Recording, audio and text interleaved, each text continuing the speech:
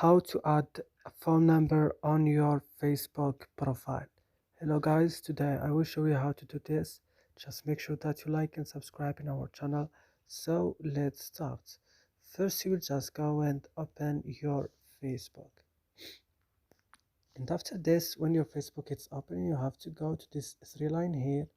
Then go to settings, and on settings you will go to profile information.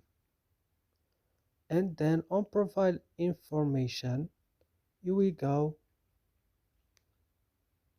down to contact info, to your mobile number, click edit or add, and here you can add your phone number, and that's it. Here you will add and write your phone number. Sorry because my connection, and that's it. So I hope this video is useful for you. Do not forget to like and subscribe in our channel, and see you next video.